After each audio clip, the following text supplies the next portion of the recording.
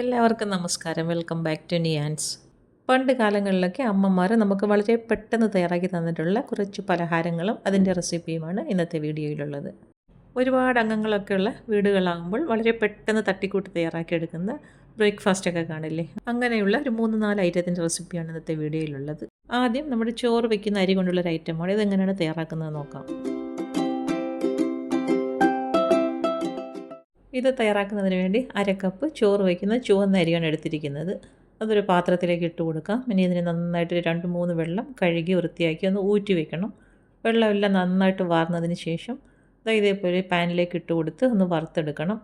അരി നന്നായിട്ട് മൂത്ത് കിട്ടണം. അതുവരെ നമുക്കിനി ഇതിനെ ഒന്ന് വറുത്തെടുക്കാം. പണ്ടൊക്കെ ഇത് തയ്യാറാക്കിയെടുക്കുന്നത് മങ്കരി കൊണ്ടാണ്. അപ്പം അന്നൊക്കെ ഒട്ടുമിക്ക വീടുകളിലും നെൽകൃഷിയുള്ള വീടുകളായിരിക്കും.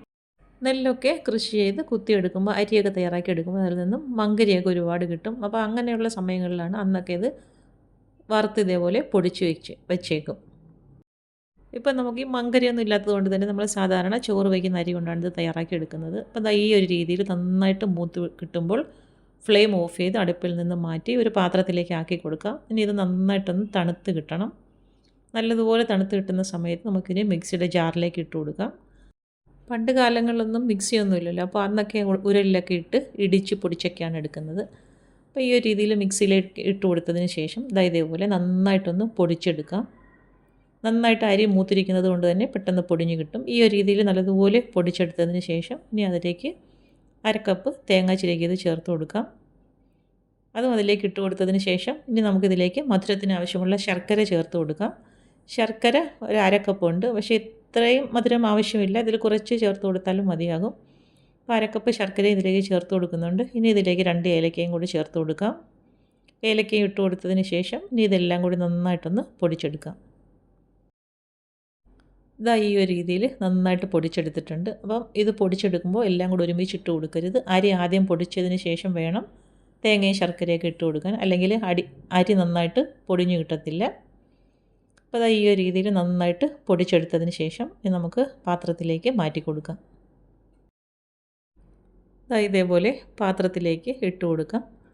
ഇട്ട് കൊടുത്തതിന് ശേഷം ഇത് നമുക്ക് രാവിലെയോ വൈകിട്ടോ ചായയുടെ കൂടെയൊക്കെ കഴിക്കാൻ പറ്റിയൊരു ഐറ്റമാണ്. അപ്പോൾ ഇത് ഇതിലേക്ക് ചായ ഒഴിച്ച് കൊടുത്ത് കഴിക്കാനും നല്ലതാണ്, അല്ലാതെ കഴിക്കാനും നല്ലതാണ്. ഈ ഒരു രീതിയിൽ ഇങ്ങനെ ട്രൈ ചെയ്തിട്ടില്ലാത്തവരൊന്ന് ചെയ്ത് നോക്കൂ. നല്ല കിടിലൻ ടേസ്റ്റാണ്. ഇപ്പോൾ എല്ലാവരും സാധാരണ റേഷൻ കടയിൽ നിന്ന് വാങ്ങുന്ന അരി ഉണ്ടല്ലോ, ചോറ് വയ്ക്കുന്ന അരി, അതിലും ഇങ്ങനെ തയ്യാറാക്കി എടുക്കാറുണ്ട്. അപ്പോൾ ഈ ഒരു രീതിയിൽ തീർച്ചയായിട്ടും ഇങ്ങനെ ഒന്ന് ട്രൈ ചെയ്ത് നോക്കിക്കോളൂ. ഇതിങ്ങനെ ചെയ്ത് 2-3 ദിവസമൊക്കെ കേടാകാതെ സൂക്ഷിച്ച് വയ്ക്കാനും പറ്റും. അടുത്തത് കറിയൊന്നും ഇല്ലാതെ തന്നെ വളരെ പെട്ടെന്ന് തയ്യാറാക്കി എടുക്കുന്ന അപ്പമാണ്. ഇതെങ്ങനെയാണ് ചെയ്യുന്നത് നോക്കാം. ഇത് അപ്പത്തിൻ്റെ മാവ് റെഡിയാക്കി ഉപ്പും കുറച്ച് സോഡാപ്പൊടിയൊക്കെ ചേർത്ത് നന്നായിട്ട് കലക്കി എടുത്തിട്ടുണ്ട്. ചൂടായി കിടക്കുന്ന അപ്പച്ചട്ടിയിലേക്ക് ഒഴിച്ചു കൊടുത്ത് അപ്പം ചുട്ടെടുക്കാം. അപ്പം മാവ് ഒഴിച്ചു കൊടുത്തതിന് ശേഷം ഒന്ന് മൂടി വയ്ക്കാം. അപ്പം ചെറുതായിട്ടൊന്ന് വെന്ത് വരുന്ന സമയത്ത് ഇതിലേക്ക് തുറന്നു കൊടുത്തതിന് ശേഷം കുറച്ച് തേങ്ങ ചിരകിയത് ഇട്ട് കൊടുക്കാം. അതിൻ്റെ കൂടെ തന്നെ മധുരത്തിന് ആവശ്യമുള്ള പഞ്ചസാരയും കൂടി ചേർത്ത് കൊടുക്കാം. ഇത് രണ്ടും ചേർത്ത് കൊടുത്തതിന് ശേഷം വീണ്ടും അതൊന്ന് മൂടി വയ്ക്കാം. അപ്പോൾ ചേർത്ത് കൊടുത്ത പഞ്ചസാരയൊക്കെ ഒന്ന് മെൽറ്റ് ആവണം. അപ്പോൾ അത് നന്നായിട്ട് അപ്പമൊക്കെ മൂത്ത് മൊരിഞ്ഞ് വന്നിട്ടുണ്ട്. ഈ ഒരു സമയമാകുമ്പോഴേക്കും ചട്ടിയിൽ നിന്ന് ഇളക്കിയെടുക്കാം. അപ്പം നല്ല മൊരിച്ചെടുക്കണം, അപ്പോഴാണ് ഇതിങ്ങനെ കഴിക്കാൻ നല്ല ടേസ്റ്റ് ഉള്ളത്. അപ്പോൾ ഈ ഒരു രീതിയിൽ ചട്ടിയിൽ നിന്നും അപ്പം ഇളക്കിയെടുക്കാം. ഇത് പാത്രത്തിലേക്ക് മാറ്റി കൊടുക്കാം. വീണ്ടും അതുപോലെ തന്നെ മാവ് ഒഴിച്ച് കൊടുക്കാം.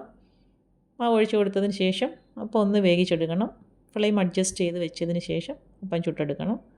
ഈ ഒരു രീതിയിൽ പെട്ടെന്നൊന്ന് തുറന്നതിന് ശേഷം തേങ്ങയും ഇട്ട് കൊടുത്ത് പഞ്ചസാരയും കൂടെ ചേർത്ത് കൊടുക്കാം. വീണ്ടും മൂടി വെച്ച് കൊടുക്കാം. പഞ്ചസാര നന്നായിട്ട് മെൽറ്റായി വരുമ്പോൾ അപ്പം നല്ല മൊരിഞ്ഞ് കിട്ടുന്ന സമയത്ത് അടുപ്പിൽ നിന്നും മാറ്റാം.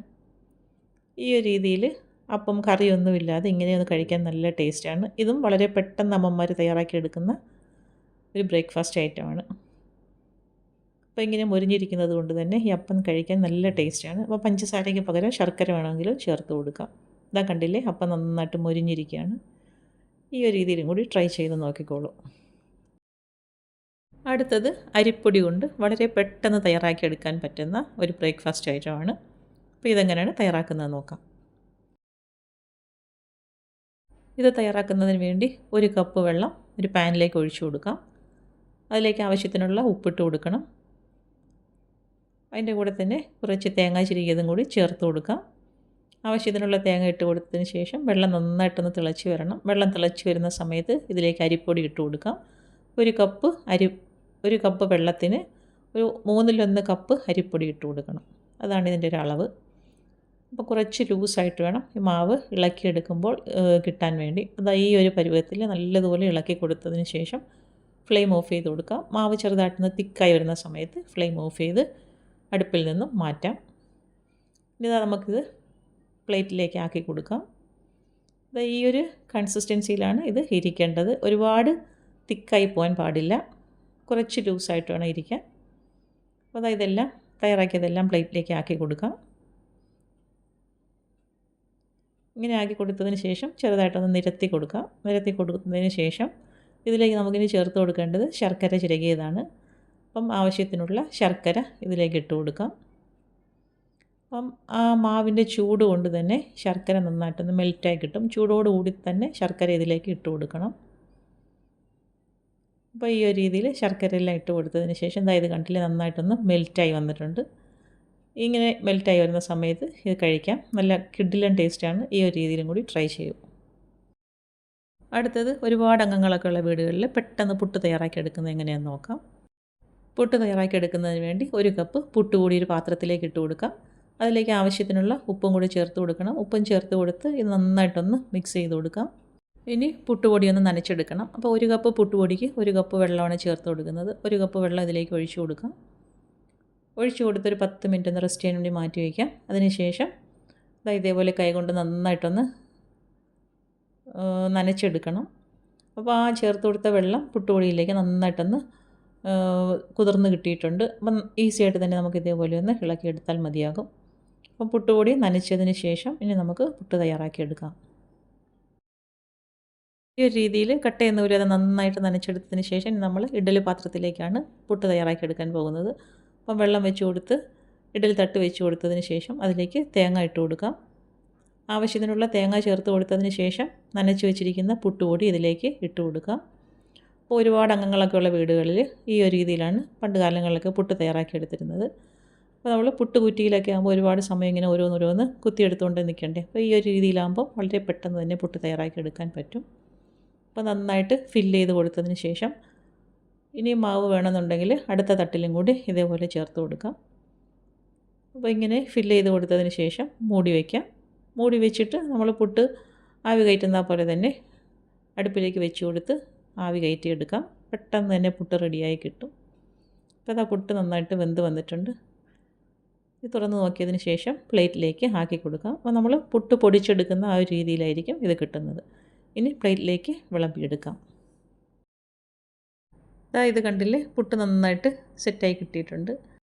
അപ്പോൾ ഒരുപാട് സമയമെടുത്ത് തയ്യാറാക്കുന്ന പുട്ട് ഒറ്റ പ്രാവശ്യം കൊണ്ട് തന്നെ ഈ ഒരു രീതിയിൽ വളരെ പെട്ടെന്ന് തയ്യാറാക്കിയെടുക്കാൻ പറ്റും.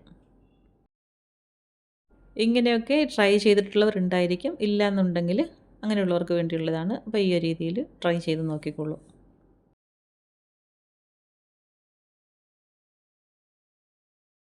പഴയകാല രുചികളൊക്കെ ഇഷ്ടപ്പെടുന്നവർ ഈ ഒരു രീതിയിലേക്ക് പെട്ടെന്ന് തന്നെ ഇങ്ങനെയൊക്കെ തയ്യാറാക്കി നോക്കൂ. അപ്പോൾ ഇന്നത്തെ വീഡിയോ ഇത്രയേ ഉള്ളൂ. ഇഷ്ടമായാൽ ലൈക്ക് ചെയ്ത് സബ്സ്ക്രൈബ് ചെയ്ത് സപ്പോർട്ട് ചെയ്തേക്കൂ. എന്തെങ്കിലുമൊക്കെ അഭിപ്രായങ്ങളുണ്ടെങ്കിൽ കമൻറ്റ് ചെയ്യൂ. വീണ്ടും അടുത്ത വീഡിയോയിൽ കാണുന്നത് വരെ bye from Niyans. Thanks for watching.